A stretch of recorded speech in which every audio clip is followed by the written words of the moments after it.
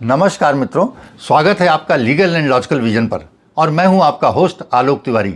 आज हम जिस मुद्दे पर चर्चा करने जा रहे हैं उसने मुझे तो अंदर तक झकझोर करके रख दिया है और मामला सुनकर आप भी जरूर चौंक जाएंगे।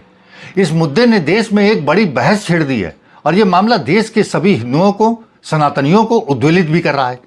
मेडिकल के सभी छात्र और मेडिकल की पढ़ाई कर रहे देश भर के सभी छात्र भी इसका कड़ा विरोध कर रहे हैं। मामला है वैष्णो देवी मंदिर से जुड़े Shri Mata Vaishno Devi institute of medical excellence का, क्योंकि हिंदुओं के वैष्णो देवी मेडिकल कॉलेज की MBBS की 50 सीटों में से 42 सीटें, लगभग 84% सीटें मुसलमानों को आवंटित कर दी गई और केवल 8 सीटें, जिसमें 7 हिंदू छात्र और 1 सिख को ये सीटें मिली हैं।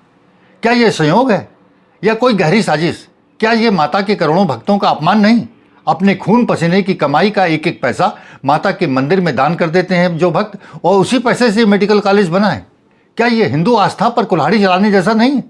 मित्रों, ये मुद्दा केवल धर्म से ही जुड़ा नहीं, ये मुद्दा है पारदर्शिता, मेरिट, राजकोटा नियमों की मनमानी का और सार्वजनिक संस्थानों में सामाजिक संतुलन का। मेडिकल कॉलेजों में एडमिशन नीट, UG और स्टेट कोटा के सख्त आधार पर होता है। कोई कॉलेज या प्रशासन को मनमानी करने की छूट नहीं है। धर्म आधारित आरक्षण अनुच्छेद 15(1) के तहत पूरी तरीके से निषिद्ध है।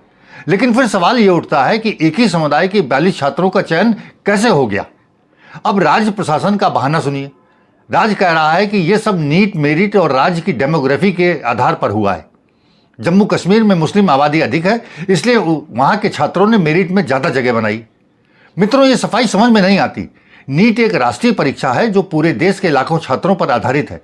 क्या जम्मू कश्मीर के मुस्लिम छात्रों ने ही पूरे देश के छात्रों को पीछे छोड़ दिया है? क्या वहीं पर केवल मेरिटोरियस लड़के हैं? ट्रांसपेरेंसी आखिर है कहां?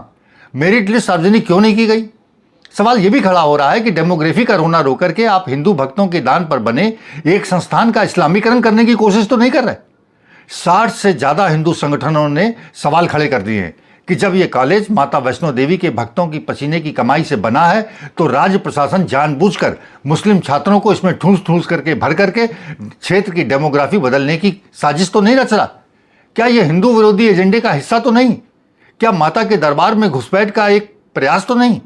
उनका कहना है कि अलीगढ़ मुस्लिम यूनिवर्सिटी AMU और जामिया मिलिया इस्लामिया भी तो अल्पसंख्यक संस्थान हैं जहां मुस्लिम छात्रों को प्राथमिकता मिलती है, और हिंदू छात्रों में से तो SC, ST, OBC के लिए भी कोई आरक्षण नहीं है। सब कुछ एक ही समुदाय के नाम पर किया जाता है। फिर वैष्णो देवी जैसा हिंदू प्रधान संस्थान, उसमें यह दोहरा मापदंड क्यों अपनाया जा रहा है? क्या संविधान सिर्फ हिंदुओं के लिए ही बंधन है और अल्पसंख्यकों के लिए खुला खेल या छूट? नहीं, ऐसा नहीं होना चाहिए। मित्रों, आपके इस मामले में क्या विचार हैं?